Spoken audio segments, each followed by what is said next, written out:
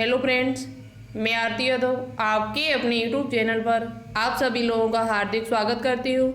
आप सभी लोगों को हमारा नमस्कार। तो जैसा कि आप सभी से हमने बोला था कि हम आपके टॉपिक 1 फरवरी से स्टार्ट कर देंगे और आपको पता है कि आज है 1 फरवरी और आज से आपके टॉपिक स्टार्ट हो गए। बिल्कुल जीरो से स्टार्ट करेंगे और हाई लेवल तक ले जाएंगे। एक एक पॉइंट क्लियर करते हुए चलेंगे जिससे आपके एग्जाम में एक भी क्वेश्चन न छूटे। यदि आप 2021 में CP net, BSc nursing, pharmacy, paramedical किसी भी स्टेट से इनसे संबंधित या तैयारी कर रहे हो तो ये टॉपिक आपके लिए बहुत ज़्यादा इंपॉर्टेंट है और साथ ही साथ ये बैच भी आपके लिए बहुत ज़्यादा इंपॉर्टेंट रहेगा। या लगातार आप हमारे साथ जुड़े रहे, लगातार आपने मेहनत की, कोशिश की अच्छे से, तो ये बैच आपको सफलता जरूर दिलाएगा। अभी तक आपने अपना मूड पढ़ने के लिए न बनाया हो तो आज से बना लीजिएगा और अच्छे से लगातार पढ़िएगा जिससे आपका 2021 में सिलेक्शन जरूर हो जाए। आज हम आपके लिए जो टॉपिक लेकर आए वो है सेल बायोलॉजी। बहुत ही महत्वपूर्ण टॉपिक है आपके एग्जाम्स के लिए, इससे आपके एग्जाम में क्वेश्चन पूछे ही जाते हैं। आज यहाँ पर हम क्या क्या डिस्कस करने वाले वो हम आपको बता देते हैं। सबसे पहले हम आपको बताएंगे सेल क्या है, सेल थ्योरी, और सेकेंड थर्ड पॉइंट हम आपको बताएंगे कि सेल थ्योरी के अपवाद क्या है। ये बहुत इंपॉर्टेंट है और बहुत ही इंपॉर्टेंट पॉइंट हम आपके लिए लेकर आए। एक एक बिल्कुल क्लियर करते हुए चलेंगे जिससे आपको सेल संबंधित कोई भी क्वेश्चन आपके एग्जाम में पूछा जाए कभी आपका छूटे नहीं किसी भी एग्जाम में। ठीक है, तो कुछ स्टूडेंट्स हमसे पूछ रहे थे कि मैम ऑनलाइन क्लास कब चलेगी, लाइव क्लास कब स्टार्ट होगी, कितने टाइम से चल रही है। बहुत सारे क्वेश्चन आपके हमारे पास आए हुए थे तो थोड़ा हम आपको बता देते क्योंकि बताना बहुत ज़्यादा ज़रूरी होता है। जब तक 1000 सब्सक्राइब नहीं होंगे, यूट्यूब का एक रूल होता है, जब तक आपके 1000 सब्सक्राइब नहीं होते तब तक लाइव क्लास नहीं चलती है।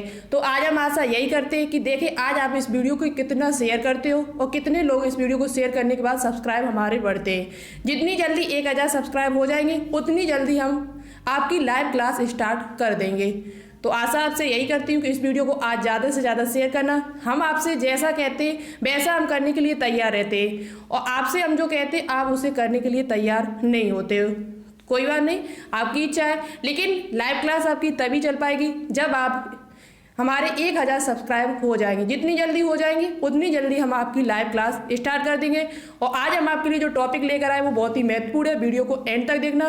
और जो भी स्टूडेंट्स हमसे न्यू जुड़ रहे हैं वो हमारे चैनल को सब्सक्राइब करके बेल आइकन को प्रेस ऑल को क्लिक कर ले जिससे हम जो भी वीडियो डालें आपके पास तुरंत हमारा नोटिफिकेशन पहुँच जाए। तो चलिए बात करते हैं सेल क्या होती है, सेल सिद्धांत किसने दिया था, सेल थ्योरी किस किस वैज्ञानिक का योगदान है इसमें सिद्धांत देने में, और इसके अपवाद क्या है। इन 3 बातों पर आज हम चर्चा करेंगे। तो चलिए नोटबुक उठा लेना, नोटबुक में जो भी हम पॉइंट बताएं उनको लिखना जरूर एक बार। और यदि आपको इसकी पीडीएफ चाहिए तो हमारे टेलीग्राम चैनल पर ज्वाइन हो जाइए जिसका नाम टारगेट बायोलॉजी, उसकी लिंक आपको नीचे डिस्क्रिप्शन में मिल जाएगी। इसकी पीडीएफ हम वहीं पर डाल देंगे। ठीक है, लेकिन शर्त आपसे यही है कि इस वीडियो को ज़्यादा से ज़्यादा शेयर करना जिससे बहुत सारे स्टूडेंट्स इस सरस्वती बैच में जुड़ सकें। चलिए स्टार्ट करते हैं अब। ठीक है, टाइम नहीं वेस्ट करेंगे बिल्कुल भी।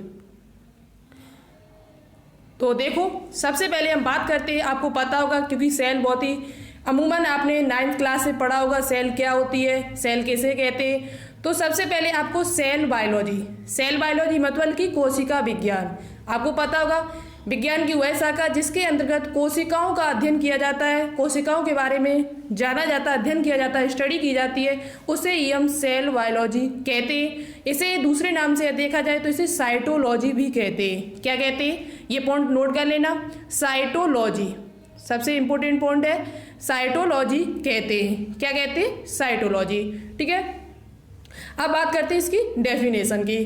तो डेफिनेशन आपको पता भी, लेकिन आप जब स्टेप बाय स्टेप पढ़ते जाओगे दोबारा से, जिनको पता है वो दोबारा से अच्छे से रिवाइज करेंगे तो आपको न्यू पॉइंट बहुत ज़्यादा मिलेंगे जो आपके एग्जाम्स के लिए बहुत ज़्यादा इंपॉर्टेंट है। तो वीडियो को बिल्कुल भी स्किप नहीं करना और जो भी हम बताएं उसे अच्छे से ध्यान से सुनना है आपको। ठीक है, कोशिका क्या है, तो कोशिका यानी सेल सभी जीवों की संरचनात्मक यानी स्ट्रक्चर एवं क्रियात्मक फंक्शनल इकाई को कोशिका कहते हैं। सभी जीव, चाहे कौन सा भी जीव हो, चाहे छोटा हो चाहे बड़ा हो, सभी जीवों की संरचनात्मक एवं क्रियात्मक इकाई को कोशिका कहते हैं। क्या कहते हैं, कोशिका। कैसे देखा था कोशिका को, सबसे पहले क्या नाम दिया गया था, किसने दिया था, ये भी हम आपको बताएंगे। एक पॉइंट आप याद कर ले, सेल बायोलॉजी यानी पूछा जाए आपको कोशिका विज्ञान का जनक किसे कहा जाता है, तो कोशिका विज्ञान का जो जनक कहा जाता है वो रॉबर्ट हुक को कहा जाता है। ये बेसिक पॉइंट है, तो आप यहीं पे याद कर ले। पूछा जाए आपसे कि कोशिका विज्ञान का जनक किसे कहा जाता है, तो रॉबर्ट हुक को कहा जाता है, क्योंकि यहीं पर मुझे बताना है, इंपॉर्टेंट लगा। ठीक है, अब बात करते हैं कोशिका का इतिहास क्या है। कोशिका का इतिहास क्या है, कोशिका की खोज कैसे हुई, निर्जीव कोशिका की, सजीव कोशिका की, और किसने की थी। ठीक है, तो चलिए आगे देखते हैं। तो सबसे पहले बात की जाए कोशिका, आपको अच्छे से दिखाई दे रहा होगा हमारे हिसाब से, रॉबर्ट हुक, ये रॉबर्ट हुक लिखा हुआ है। रॉबर्ट हुक ने सबसे पहले पादप कोशिका में, किसकी कोशिका में, पादप कोशिका में सबसे पहले रॉबर्ट हुक ने जो कोशिका देखी थी वो पादप कोशिका में देखी। पूछा जा सकता है आपसे, पादप कोशिका में देखी है जंतु कोशिका में, तो पादप कोशिका में इन्होंने देखा था निर्जीव कोशिका को भी। किस कोशिका को, निर्जीव कोशिका की खोज सबसे पहले किसके द्वारा की गई थी, तो रॉबर्ट हुक के द्वारा की गई थी 1665 ईस्वी में। कब की गई थी, 1665 ईस्वी में की गई थी। अब इन्होंने देखा किससे था, तो इन्होंने अपने स्वयं एक सूक्ष्मदर्शी बनाई थी, अपने हाथों से एक स्वयं सूक्ष्मदर्शी बनाई थी, उसी की सहायता से इन्होंने देखा था किसमें, पादप में, और वो भी कॉर्क भाग में। पादप का एक भाग होता है कॉर्क भाग, कॉर्क भाग में इन्होंने देखा उसमें, तो उन्होंने क्या देखा, मधुमक्खी जैसे छत्ते जैसी इनको संरचना दिखाई दी।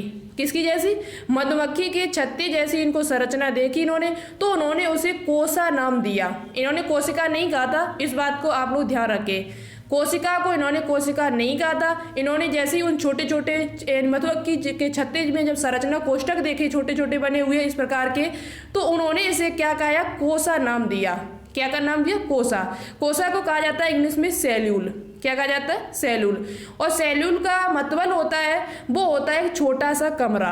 सेल्यूल का जो मतलब होता है वो लैटिन भाषा में देखा जाए, लैटिन भाषा का एक शब्द है सेल्यूल, और यदि हिंदी में उसका अर्थ देखा जाए तो उसका मतलब होता है छोटा सा कमरा। जिस प्रकार से हमारे कमरा जब बनता है तो उसमें कई सारी ईंटों से मिलकर बना होता है, तो उसी प्रकार से इन्होंने अनुमान लगाया कि हमारा शरीर भी है वो बहुत सारी छोटी छोटी कोशिकाओं से मिलकर बना होता है। हमारा शरीर है वो बहुत सारी छोटी छोटी, लेकिन इनको कुछ भी पता नहीं था, शरीर के बारे में इनको नहीं पता था, इस बात को आप ध्यान रखें। इन्होंने शरीर के संबंध में कुछ नहीं कहा था, सिर्फ इन्होंने एक निर्जीव कोशिका की खोज की थी। किसकी खोज की थी, निर्जीव कोशिका की खोज की थी, और वो भी कब की थी, तो 1665 ईस्वी में। और किस कोशिका की, निर्जीव कोशिका की। किस में देखा था सबसे पहले, तो पादप कोशिका में, और खुद की बनाई हुई सूक्ष्मदर्शी से। इन्होंने अपने हाथ से बनाई हुई सूक्ष्मदर्शी से ये कॉर्क भाग में देखा, तो उन्होंने मधुमक्खी के छत्ते जैसी इनको संरचनाएं दिखाई दी, जिसे उन्होंने कोसा नाम दिया। आई होप आपको समझ में आ गया होगा। क्वेश्चन यहाँ से पूछे जा सकते, अच्छे से याद कर लेना। चलिए नेक्स्ट पॉइंट देखते हैं। नेक्स्ट पॉइंट हमारा क्या है, सेलुला एक लैटिन शब्द है। पूछा जा सकता है आपसे कि सेलुला कैसा शब्द है, तो सेलुला एक लैटिन शब्द है जिसका अर्थ छोटा कमरा होता है। जिसका अर्थ क्या होता है, एक छोटा सा कमरा होता है, और वही इन्होंने उसमें देखा था। छोटे छोटे कमरे से इन्होंने देखे थे उसमें मधुमक्खी के उस कॉर्क बाग में। किस बाग में, कॉर्क बाग में छोटे छोटे कमरे से संरचना मधुमक्खी जैसी छत्ते जैसी इन्होंने संरचना देखी, जिसे उन्होंने क्या नाम दिया था, कोसा नाम दिया था। तो सबसे पहले रॉबर्ट हुक के द्वारा जो नाम दिया गया था कोशिका को, वो कोसा नाम दिया गया था। सबसे इंपोर्टेंट पॉइंट है, वेरी इंपोर्टेंट आपके लिए पॉइंट है, रॉबर्ट हुक की पुस्तक का नाम क्या है। जिस पुस्तक में इन्होंने उन चित्रों को छापा था कोशिकाओं के, उस पुस्तक का नाम है माइक्रोग्राफिया। माइक्रो का मतलब होता है सूक्ष्म, और ग्राफिया का मतलब होता है, ग्राफ का मतलब क्या होता है, चित्र, यानी चित्र से संबंधित। तो उस बुक में कुछ लिखा हुआ नहीं था, इस बात को आप ध्यान रखें। उस बुक में सिर्फ क्या था, सिर्फ चित्र छपे हुए थे, छोटे छोटे कोशिकाओं के चित्र छपे हुए थे, जो किसकी पुस्तक है, रॉबर्ट हुक की पुस्तक है। किसकी पुस्तक है, रॉबर्ट हुक की। क्या नाम था, माइक्रोग्राफिया। मेरे साथ याद करते हुए चले, और एक बार इस चीज को रिवाइज करें अच्छे से, जिससे ये चैप्टर आपका बिल्कुल क्लियर हो जाए। एग्जाम में आपका एक भी नंबर इससे यदि आते क्वेश्चन तो एक भी नंबर कटे नहीं आपके। ठीक है, आगे बात करते हैं। नेक्स्ट पॉइंट लिखा है कि सजीव कोशिका की खोज किसने की थी। ये तो निर्जीव कोशिका की खोज हो चुकी, निर्जीव कोशिका की खोज रॉबर्ट हुक के द्वारा हो चुकी है। लेकिन अब बात आई कि सजीव कोशिका को किसने सबसे पहले देखा था, तो सजीव कोशिका को सबसे पहले एंटोनी वॉन ल्यूवेनहॉक ने देखा था। वैज्ञानिक का नाम है एंटोनी वॉन ल्यूवेनहॉक। कब देखा था? तो 1674 ईस्वी में। सजीव कोशिका की खोज सबसे पहले एंटोनी वॉन ल्यूवेनहॉक के द्वारा 1674 ईस्वी में की गई थी। कब की गई थी? 1674 ईस्वी में। इंपोर्टेंट पॉइंट है, याद कर लेना। पूछा जा सकता है सजीव कोशिका की खोज किसने की थी? तो एंटोनी वॉन ल्यूवेनहॉक ने की थी। अब बात करते हैं कि ल्यूवेनहॉक ने सबसे पहले इन्हें कहाँ देखा था, सजीव कोशिका को सबसे पहले कहाँ देखा था? तो ल्यूवेनहॉक ने सबसे पहले जीवाणु में देखी, प्रोटोजुआ, आरबीसी, शुक्राणु यानी स्पर्म में कोशिका को देखा था। ये क्वेश्चन बहुत ही इंपॉर्टेंट है और पूछा भी जा सकता है आपसे कि ल्यूवेनहॉक ने सबसे पहले कोशिका को कहाँ देखा था? तो जीवाणु में देखा था, बैक्टीरिया में, प्रोटोजुआ में, आरबीसी लारोदिर कणिकाओं में और शुक्राणु यानी स्पर्म में इस कोशिका को देखा हुआ था। अब बात करते हैं, इन्होंने जीवाणु और प्रोटोजुआ आदि जीवों को दांत की खुरचन में देखा था। जो जीवाणु और प्रोटोजुआ की जो कोशिकाएं थी, इन्होंने उसको किस में देखा था? तो दांत की खुरचन में देखा था। किस में देखा था? दांत की खुरचन, जिसे हम टीथ स्कम कहते हैं, या वर्षा की बूंदों। वर्षा की बूंदें साथ साथ में वर्षा की बूंदों में इन्होंने किसे देखा था? जीवाणु और प्रोटोजुआ को भी देखा था और उसके साथ साथ इन्होंने दांत की खुरचन में भी देखा था। ये पॉइंट आपके लिए इंपॉर्टेंट है, पूछा जा सकता है कि ल्यूवेनहॉक ने सजीव कोशिका को किस में देखा था? तो दांत की खुरचन यानी टीथ स्कम में देखा हुआ था। ठीक है, आई होप आपको समझ में आ गया हो। जो भी डाउट हो आप कमेंट बॉक्स में लिखिएगा, हम उसके रिप्लाई देने की कोशिश जरूर करेंगे। ठीक है, चलिए नेक्स्ट पॉइंट क्या है? अब बात करते हैं सेल थ्योरी। सेल थ्योरी आपके लिए वेरी इंपॉर्टेंट है, इससे आपके एग्जाम में क्वेश्चन पूछे भी जाते हैं और पूछे भी जा चुके हैं। ठीक है, तो कोशिका सिद्धांत यानी सेल थ्योरी। सेल थ्योरी क्या है? तो सबसे पहले बात करते हैं 1838 में एक वैज्ञानिक आए हुए थे जिनका नाम है मैथियस स्लीडेन। एम.जे. स्लाइडेन भी कहते हैं इनको। एम का मतलब होता है एम.जे. स्लाइडेन, यानी मैथियस स्लीडेन नाम के एक वैज्ञानिक हुए थे जो जर्मन के रहने वाले थे। कहाँ के रहने वाले थे? पूछा जा सकता है जर्मन के किस देश के रहने वाले थे? तो जर्मनी के रहने वाले वनस्पति वैज्ञानिक थे। वनस्पति वैज्ञानिक यानी बॉटनी से संबंध था इनका। और क्या नाम था? Matthias Schleiden. इन्होंने क्या किया था? इन्होंने कोशिका को पादप में विभिन्न प्रकार की कोशिकाओं से मिलकर बना होता, ऐसा इन्होंने कहा था। इन्होंने बताया था कि सभी पादप विभिन्न प्रकार की कोशिकाओं से मिलकर बने होते। ये ऐसा किसने बोला था? तो ऐसा मैथियस स्लीडेन नाम के यानी स्लाइडेन नाम के वैज्ञानिक ने बोला था, जो वनस्पति शास्त्री थे और जर्मनी के रहने वाले थे। ये सिद्धांत इन्होंने कब दिया था, कब बताया था? तो 1838 ईस्वी में बताया था। कब बताया था? 1838 ईस्वी में। बहुत ही इंपॉर्टेंट है, याद कर लेना। नेक्स्ट पॉइंट देखते हैं क्या है। फिर उसके बाद कुछ दिनों बाद, एक साल बाद, लगभग 1839 में एक वैज्ञानिक और हुए जिनका नाम है थियोडर स्वान। आपको पता होगा, परिचित हो गए आप पहले से इनसे, क्योंकि बार बार ये क्वेश्चन पूछे जाते हैं। थियोडर स्वान नाम के एक वैज्ञानिक थे जो ब्रिटिश जंतु वैज्ञानिक। थोड़ा आपको धुंधला दिखाई दे रहा होगा, लेकिन कोई बात नहीं, आप अच्छे से क्वालिटी थोड़ा बढ़ा लें तब देखें तो आपको समझ में आ जाएगा। ठीक है, फोटो साफ नहीं आई वो। थियोडर स्वान जो ब्रिटिश के रहने वाले, वो कहाँ के रहने वाले थे? जर्मनी के। स्लाइडेन जो थे वो जर्मनी के रहने वाले थे, जबकि जो स्वान नाम के वैज्ञानिक थे वो जंतु वैज्ञानिक थे। जंतुओं से संबंध था इनका, जियोलॉजिस्ट थे और इन्होंने ब्रिटिश के रहने वाले थे। इन्होंने जंतु की कोशिकाओं में कोशिकाओं का अध्ययन किया था। याद रखें, जो स्वान नाम के वैज्ञानिक थे इन्होंने दोनों में देखा था, जंतु की कोशिका की भी अध्ययन किया था इन्होंने और पादप की कोशिका का भी अध्ययन इन्होंने किया हुआ था। जंतु और पादप, लेकिन ये वैज्ञानिक जो थे वो जंतु वैज्ञानिक थे। वैज्ञानिक की बात की जाए कि कौन से वैज्ञानिक जंतु से संबंधित थे या वनस्पति शास्त्र थे, तो आप याद रखिए ये जंतु वैज्ञानिक थे और ये ब्रिटिश के रहने वाले थे। इन्होंने जंतु और पादप दोनों की कोशिकाओं का अध्ययन किया था और स्वान ने बताया था कि कोशिकाओं के बाहर एक पतली परत झिल्ली मिलती है। पतली परत मिलती है जिसे अब जीव द्रव्य कला हम बोलते हैं। इन्होंने सबसे पहले इसे देखा था और इन्होंने बताया था कि जो कोशिका होती है उस कोशिका के बाहर एक पतली परत होती है। जैसे ये कोशिका है और इस कोशिका के बाद जो ये पतली परत होती है जिससे हम क्या कहते हैं? जीव द्रव्य कला यानी कि प्लाज्मा मेम्ब्रेन कहते हैं। क्या कहते हैं? प्लाज्मा मेम्ब्रेन अब हम उसे कहते हैं। ये भी इन्होंने देखी थी। सबसे पहले जीव द्रव्य कला को किसने देखा था, ये भी क्वेश्चन आपसे पूछा जा सकता है। तो ये थियोडर श्वान ने देखी थी। किसने देखी थी? थियोडर श्वान ने सबसे पहले किसकी कोशिका में देखा था? एक कोशिकाओं में देखा था इन्होंने जीव द्रव्य कला, वो भी जंतु की कोशिका से संबंधित था ये। चलिए नेक्स्ट पॉइंट बात करते हैं।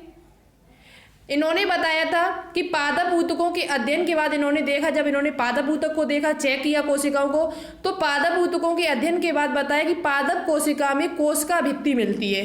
जंतु कोशिका को जब इन्होंने देखा तो उसमें जीव द्रव्य कला इनको मिली, लेकिन पादप की कोशिकाओं में इन्होंने एक नई चीज और देखी उसमें। जब पादप ऊतकों का अध्ययन किया तो उन्होंने देखा कि पादप कोशिका में कोशिका भित्ति यानी सेल वाल पाई जाती है। क्या पाई जाती है? सेल वाल यानी कोशिका भित्ति भी पाई जाती है। तो इन्होंने कोशिका भित्ति को सबसे पहले किसने देखा था? तो स्वान नाम के वैज्ञानिक ने देखा था, जो कहाँ के रहने वाले थे? ब्रिटिश के रहने वाले थे। और कब देखा था? 1839 ईस्वी में। वो 1838 ईस्वी में आए थे और ये 1839 ईस्वी में आए हुए थे। अब बात करते हैं स्लीडेन और स्वान ने संयुक्त रूप से जब दोनों लोगों ने देख लिया, जब चेक किया तो इन्हें पता चला, तो इन्होंने कहा कि इन्होंने कोशिका सिद्धांत दिया। इन्होंने कहा कि सभी कोशिकाएं, पादप और जंतु जो होते हैं वो विभिन्न प्रकार की कोशिकाओं से मिलकर बने होते हैं, ऐसा इन्होंने बताया था। लेकिन ये क्लियर नहीं कर पाए थे कि जो नई कोशिका है वो किससे बनती है, नई कोशिका का निर्माण कैसे होता है, ये चीज ये क्लियर नहीं कर पाए थे। इस चीज को किसने क्लियर किया था वो अभी हम आपको आगे बताते हैं। यानी नई कोशिका का निर्माण कैसे होता है ये बात क्लियर नहीं कर पाए थे। और बाकी का यदि सिद्धांत की बात की जाए, कोशिका सिद्धांत किसने दिया था? तो वो स्लीडेन तथा स्वान नाम के वैज्ञानिक ने दिया हुआ था। किसने दिया था? स्लीडेन व स्वान नाम के वैज्ञानिक ने कोशिका सिद्धांत को दिया था, जो वेरी इंपॉर्टेंट पॉइंट है आपके एग्जाम के लिए। अब बात करते हैं कि नई कोशिका की उत्पत्ति कैसे होती है, कैसे निर्माण होता है, ये किसने बताया था? तो एक नेक्स्ट वैज्ञानिक आए थे, रुडोल्फ विर्चो। कौन आए थे? Rudolf Virchow. अब बात करते हैं रुडोल्फ विर्चो के बारे में। ये भी बहुत इंपॉर्टेंट सिद्धांत इन्होंने दिया था और ये सिद्धांत आपके एग्जाम में पूछा भी जा सकता है आगे आने वाले में। 1855 में एक वैज्ञानिक और हुए जिन्होंने सिद्धांत दिया था, रुडोल्फ विर्चो। इन्होंने बताया था कि नई कोशिका की उत्पत्ति पूर्वज कोशिका के विभाजन से होती है। नई कोशिका की जो उत्पत्ति है वो पूर्वज कोशिका के विभाजन से होती है, ऐसा इन्होंने बताया था। जबकि स्लीडेन और स्वान ये क्लियर नहीं कर पाए थे कि नई कोशिका की उत्पत्ति किससे होती है, जो नई कोशिका बनती है वो कैसे बनती है, वो ये क्लियर नहीं कर पाए थे। लेकिन जब रुडोल्फ विर्चो उन्होंने कहा कि नई कोशिका की उत्पत्ति जो होती है वो हमेशा पूर्वज कोशिका के विभाजन से ही होती है। जब पूर्वज कोशिका विभाजित होती है तब उसी से नई कोशिका की उत्पत्ति होती है। तो इन्होंने एक नया सिद्धांत दिया था जिसे कहते हैं आज हम ओवनिस सेलुला ई सेलुला। ओवनिस सेलुला ई सेलुला यानी एक नई कोशिका से जब पुरानी कोशिका विभाजित होती है तो नई कोशिका का निर्माण होता है। और ये सिद्धांत आपके लिए बहुत ज़्यादा इंपॉर्टेंट भी है। ओवनिस सेलुला ई सेलुला नाम का सिद्धांत किसने दिया था? तो वो सिद्धांत 1855 में रुडोल्फ विर्चो नाम के वैज्ञानिक ने दिया हुआ था। और इन्होंने क्लियर भी कर दिया था कि नई कोशिका की उत्पत्ति कैसे होती है, ये भी इन्होंने बताया हुआ था। तो ये इन्होंने भी एक नया सिद्धांत दिया फिर किसके बाद? स्लीडेन और स्वान के बाद। ठीक है, अब बात करते आगे। अब बात करते इनके अपवाद, यानी कि कोशिका सिद्धांत के अपवाद क्या है, एक्सपेंशन। इनकी कोशिका सिद्धांत ऐसे कौन कौन से जीव है जो इसके अपवाद यानी कि वो माना जाता है कि वो इस कोशिका सिद्धांत का अपवाद है, वो कौन कौन से? और आपके एग्जाम में क्वेश्चन एक यहाँ से बनता है, वो अभी हम आपको बताएंगे। कुछ जीव कोशिका सिद्धांत का अनुपालन नहीं करते। कुछ जीव ऐसे हैं जो इस धरती पे जो कोशिका सिद्धांत यानी सेल थ्योरी का अनुपालन नहीं करते। जैसे कि सबसे पहले बात की जाए तो विषाणु जो होता है वो कोशिका सिद्धांत का अनुपालन नहीं करता। क्यों? देखो हम आपको बताते हैं। जो विषाणु होता है अकोशिकीय जीव इसे कहा जाता है। विषाणु को अकोशिकीय जीव क्यों कहा जाता है, ये क्वेश्चन आपने कई बार पढ़ा होगा। विषाणु को अकोशिकीय जीव क्यों कहा जाता है, ऐसा क्यों कहा गया है, तो वो अभी हम आपको समझाते हैं। विषाणु जो होता है वो सजीव और निर्जीव की बीच की कड़ी कहा जाता है। एक पॉइंट याद कर लें, विषाणु को सजीव और निर्जीव की बीच की कड़ी कहा जाता है। विषाणु जो होता है वो केवल न्यूक्लिक अम्ल, डीएनए एवं आरएनए से निर्मित होता है। याद रखें, विषाणु में इसमें केवल डीएनए और आरएनए पाया जाता है, डीएनए अथवा आरएनए। यहाँ पे याद कर लें, जो विषाणु होते हैं वो ज़्यादातर डीएनए अथवा आरएनए, यानी ज़्यादातर जो होते हैं वो आरएनए के बने होते हैं। कुछ विषाणु ऐसे होते हैं जो डीएनए भी उनमें पाया जाता है, लेकिन आप ऑप्शन में आपको जो मिलेगा वो डीएनए अथवा आरएनए मिलेगा। क्या मिलेगा?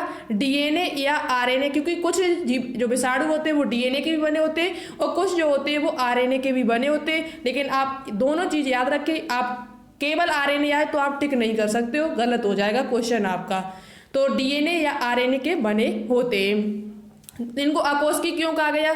केवल न्यूक्लिक अम्ल डीएनए एवं आरएनए के बने होते हैं और ये अपनी जो कोशिकाओं में जो अंग होने चाहिए, पूर्णतः जो अंग केंद्रक का होना और बाकी की चीज़ों का जो होना होता है वो इनमें नहीं पाया जाता, यानी वो कोशिका अवस्था तक, वो क्रम तक नहीं पहुंच पाते, इसलिए इन्हें अकोशिकीय कहा जाता है। ये सजीव के अंदर जाएंगे तो सजीव हो जाते हैं, निर्जीव के अंदर जाएंगे तो निर्जीव की तरह कार्य करने लगते हैं, इसलिए इनको सजीव और निर्जीव के बीच की कड़ी कहा जाता है। और साथ ही साथ आप ये पॉइंट बहुत अच्छी तरीके से याद रखें, विषाणु को अकोशिकीय जीव भी कहते हैं, विषाणु को अकोशिकीय जीव भी कहते हैं, ठीक है। और ये पॉइंट आपके एग्जाम में पूछा भी जाता है। उसके बाद विषाणु के बाद और कौन कौन से ऐसे हैं? तो बायरॉड ये विषाणु की तरह ही होते हैं, विषाणु की तरह होते हैं, विषाणु के छोटा रूप होता है। इनमें क्या नहीं होता है? प्रोटीन नहीं पाई जाती है, जबकि कोशिका के अंदर सब कुछ होना चाहिए। एक कोशिका के अंदर सभी कोशिकाएं उपस्थित होने चाहिए, पूर्णतः वो अच्छे से क्रिया करती हो, विभाजित होती हो, लेकिन वो ऐसा काम नहीं करते, कुछ चीज़ें इनमें नहीं पाई जाती, इसलिए इन्हें अकोशिकीय जीव और ये कोशिका सिद्धांत का पालन भी नहीं करते, ठीक है। तो वायरॉइड है, जैसे इसमें प्रोटीन नहीं पाई जाती है। जैसे कि प्रियोन है, प्रियोन में न्यूक्लिक अम्ल नहीं पाया जाता है। प्रियोन्स जितने भी होते हैं वो क्या होते हैं? सभी प्रोटीन के बने होते हैं। क्वेश्चन पूछा जा सकता है आपसे कि प्रियोन किससे मिलकर बने होते हैं? तो प्रियोन जो होते हैं वो प्रोटीन से मिलकर बने होते हैं। ये एक प्रकार के रोग कारक है, सब ये रोग को फैलाने वाले, इस बात को आप ध्यान रखें। वायरॉइड भी रोग फैलाते हैं, प्रियोन्स भी फैलाते हैं और विषाणु भी रोग को फैलाते हैं। ये रोग जनक, यानी रोग को बनाने, यानी रोग, इनसे रोग हमको हो जाते हैं, ठीक है।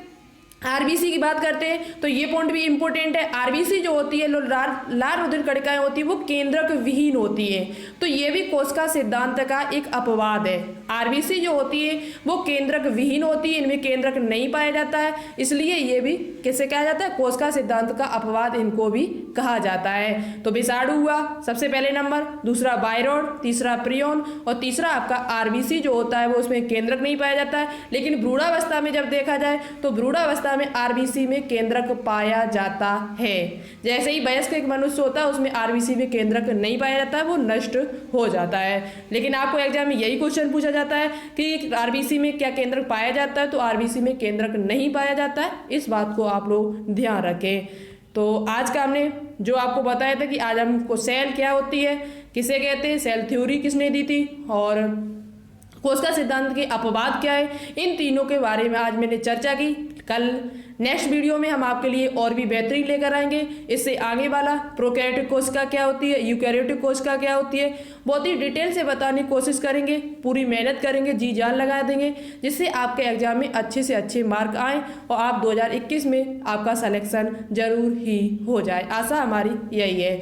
देखते हैं आज इस वीडियो को आप लोग कितना शेयर करते हो, कितना प्यार अपना दिखाते हो और हमको पता लगे कि आप कितना हमारे YouTube चैनल से प्यार करते हो। चलिए आज के लिए इतना ही। ओके, क्लास कैसी लगी कमेंट बॉक्स में कमेंट करके जरूर बताएं, जिससे हमें भी पता लगे कि क्लास आज की कैसी लगी। कोई भी डाउट हो आप कमेंट बॉक्स में कमेंट कर दें। यदि आपको PDF चाहिए तो हमारे टेलीग्राम चैनल से ज्वाइन हो जाइए, वहाँ से हम इसकी PDF डाल देंगे। तो आज के लिए इतना ही।